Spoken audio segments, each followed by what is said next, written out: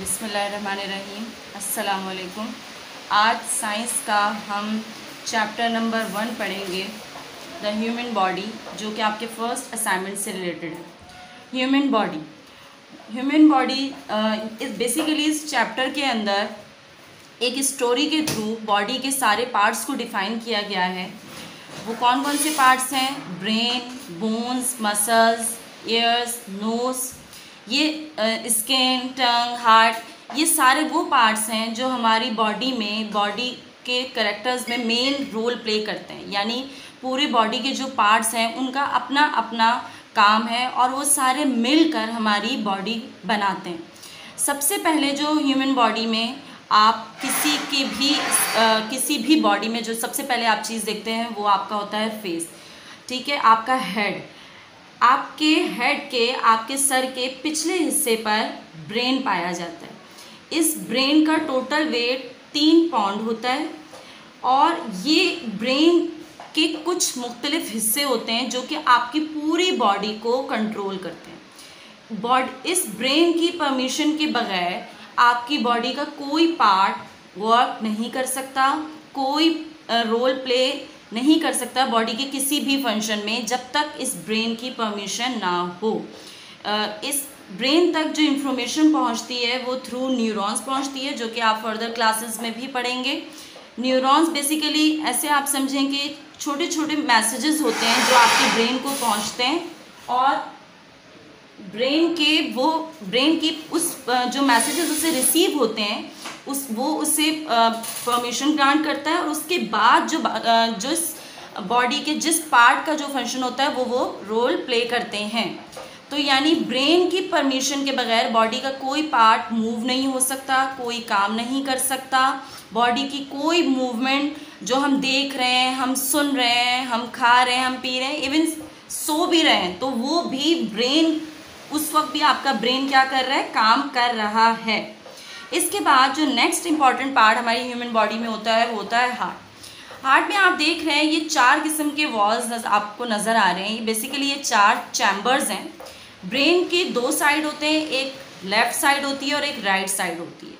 जो आपकी right side होती है वो ऑक्सीजनेटेड ब्लड यानी साफ खून की आमदोरफ्त को बरकरार रखती है, जबकि जो उल्टी साइड होती है आपके ब्रेन की यानी हार्ट की, यानी इसके जो दूसरा हिस्सा है वो डीऑक्सीजनेटेड ब्लड, जो गंदा खून है उसकी सर्कुलेशन को, उसको साफ़ करने को, किस तरीके से उसको पंप करना है और बॉडी के मुख्तलिफ पार्ट्स तक पहुंचाना है। हार्ट का जो मेन काम है वो ब्लड को पंप करके बॉडी के पूरी सर्कुलेशन, ब्लड सर्कुलेशन जो आपकी पूरी बॉडी में होती है उसका काम करता है। इसमें एक तरफ साफ़ खून और एक तरफ आप ये समझ लें कि गंदे खून को किस तरीके से साफ़ करके पूरी बॉडी में उसको फैलाना है और उसमें किस तरीके से, क्योंकि पूरा जो ब्लड आपका बॉडी में फैल रहा होता है उसमें ऑक्सीजन होती है, तो बॉडी के किस पार्ट तक आपके कौन सा जो ब्लड है, क्योंकि हमारी बॉडी में जो 75% चीज़ें होती हैं वो वाटर होता है और उसमें ब्लड होता है। बेसिकली ब्लड क्या है? ब्लड में भी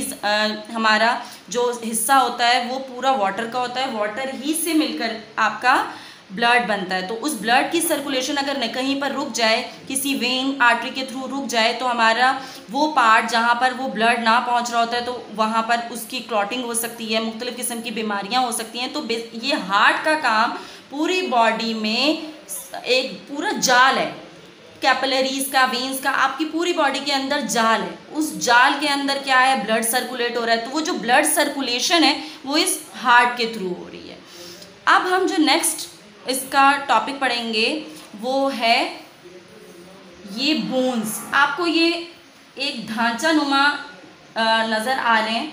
इसके अंदर आप देख रहे हैं कुछ बड़ी बोन्स हैं, कुछ छोटी बोन्स हैं। ये आपको रिब्स नज़र आ रही हैं, ये बैकबोन पीछे से आपको इसकी छोटी छोटी डिस्क नज़र आ रही हैं। उसके बाद आपको इसके हैंड की नज़र आई है, छोटी सी यहाँ पर थाई बोन नज़र आ रही है, ये हिप बोन है। तो ये सारी जो बोन्स हैं, एक अडल्ट के अंदर 206 हड्डियाँ पाई जाती हैं। आप इसको इस तरह समझें कि किसी बिल्डिंग के अंदर जिस तरह पिलर्स इंपॉर्टेंट होते हैं, अगर वो पिलर ना हो तो इमारत क्या हो जाएगी? गिर जाएगी।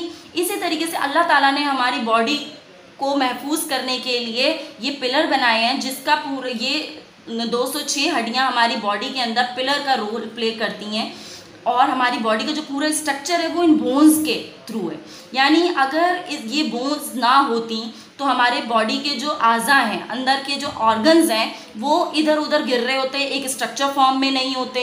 आपका हार्ट इधर लेफ्ट साइड पे अगर है तो वो इधर उधर अपनी एक डायरेक्ट पोजीशन पर नहीं होते। हमारी इन बोन्स की मदद से हमारे वो जो आज़ा हैं, एक तो वो महफूज रहते हैं, दूसरे इन बोन्स जो हैं ये इस स्ट्रॉन्ग होती हैं, इसका सख्त मटेरियल होता है, इसके अंदर ये कैल्शियम की बनी होती है और इसके अंदर बोन मैरो पाया जाता है। ये बोन मैरो जो है ये बेसिकली जिसे आप हड्डी का गूदा कहते हैं वो, और ये जो बोन्स हैं उनका स्ट्रक्चर कैल्शियम से होता है, स्ट्रॉन्ग होता है, जिसकी वजह से वो जो बाकी अंदर के पार्ट्स हैं वो महफूज रहते हैं, बेहतर रहते हैं। ठीक है, अगर ये बोन्स ना हो तो एक स्ट्रक्चर फॉर्म में आपकी बॉडी जो आपको नज़र आ रही है वो नज़र ना आए। दूसरा हमारा जो टॉपिक है वो है मसल्स। मसल्स का बेसिकली आप सिर्फ इतना समझें कि मसल्स के थ्रू आपकी मूवमेंट नहीं होती, ये ट्रांसपोर्टेशन के काम आता है। आप अपनी बॉडी को बेंड करते हैं, आप अपने चलते हैं तो चलने का आपका जो होता है वो आप टांग को बेंड करके फिर आप आगे चलते हैं। अगर आपको आप टांग सीधी करते हैं, उल्टी करते हैं, हाथ सीधा करते हैं, उल्टा करते हैं, ठीक है। बाइसेप और ट्राइसेप मसल्स का नाम आपने सुना होगा। ये मसल्स आपको ये बेसिकली टिश्यूज़ की फॉर्म होती है। जब बहुत सारे टिश्यूज़ आपस में मिलते हैं तो वो मसल्स बनाते हैं। वो मसल्स इस किस्म के होते हैं, मुख्तलिफ किस्म के। ये देखें, कहीं पे छोटा है, कहीं पे बड़ा है, पीछे के मसल्स अलग हैं, आगे के मसल्स अलग हैं हमारे।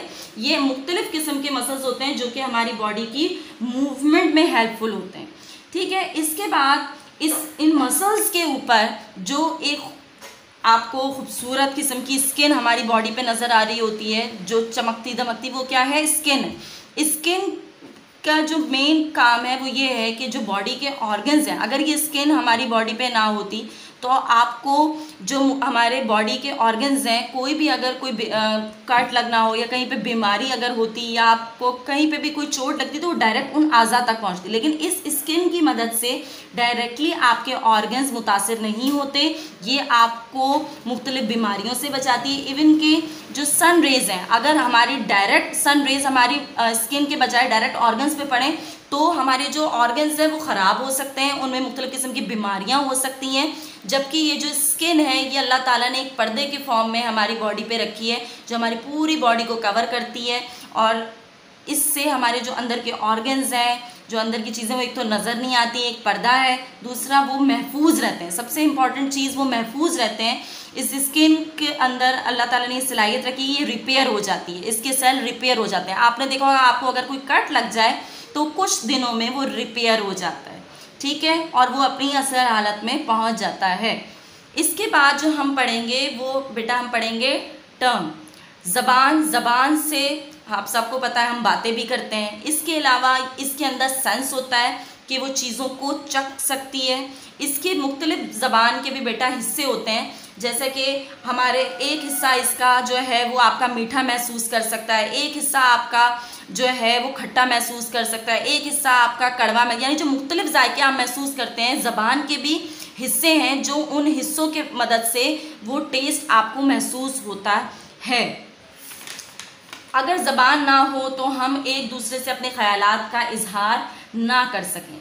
इसके बाद जो नीचे आपको चैप्टर नंबर पेज नंबर 4 पर यहाँ पर दो चीज़ें दी हुई हैं। एयर आपने देखा होगा कि हम जब कोई बात कहते हैं ज़बान से तो वो दूसरे के कानों तक पहुँचती है। कानों में आपको पता होगा कि एयर ड्रम्स होते हैं जो कि वाइब्रेट साउंड को करते हैं और हमारे वेव्स के थ्रू जो साउंड है वो हमारे कानों तक पहुँचता है। इसके अंदर एक स्नेल शेप कैलिकुला होता है हमारे कान के अंदर। उसके अंदर छोटे छोटे सेंसिटिव हेयर्स होते हैं जिसकी मदद से जो कोई डस्ट या गर्दो गुबार या कोई ऐसी चीज़ जो डायरेक्ट हमारे कान के पर्दों को मुतासिर कर सकती है और हमारे जो सुनने की सलाहियत मुतासिर हो सकती है वो नहीं पहुँचे। ये सेंसिटिव हेयर्स बेसिकली गार्ड का काम करते हैं। जैसे कि आप कोई सिक्योरिटी गार्ड खड़ा हो तो आपको चेक करता है, उसके बाद किसी बिल्डिंग के अंदर आपकी एंट्री होती है। बिल्कुल ऐसे ही ये सेंसिटिव हेयर आपके ईयर में बिल्कुल गार्ड का रोल प्ले करते हैं। अगर कोई ऐसी चीज़ जो आपके कान के पर्दों को डायरेक्ट मुतासिर कर सकती है वो उसे वहीं पर रोक लेते हैं, ठीक है। और वो जो गर्दो गुबार है जो हमारे कान के पर्दों को मुतासिर कर सकता है वो वहीं पे रुक जाता है और हमारा जो साउंड है, हमारे जो हम सुनने की सलाहियत है वो मुतासिर नहीं होती। दूसरा जो है इम्पॉर्टेंट सेंस जो है हमारा वो है नोज़। नोज़ के ज़रिए मुख्तलिफ़ किस्म की जो खुशबुएँ हैं वो महसूस करते हैं। स्मेल जितनी भी किस्म की हो, चाहे वो बदबू हो, खुशबू हो, डिफरेंट किस्म की स्मेल्स हम जो है वो नोज़ के थ्रू लेते हैं। इसके अलावा नोज़ के 2 नोस्ट्रल्स होते हैं, 2 सुराख होते हैं जिसके ज़रिए हम सांस लेते हैं।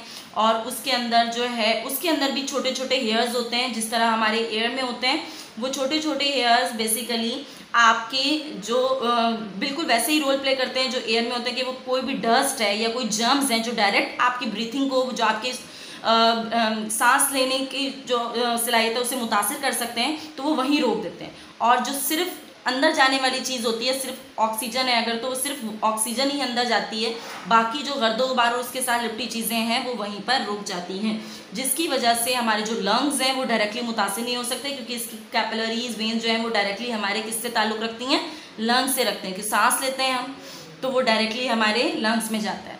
यहाँ पर आपका ये चैप्टर कंप्लीट होता है। इसे आप रीड आउट ज़रूर कीजिएगा। अल्लाह हाफ़िज़।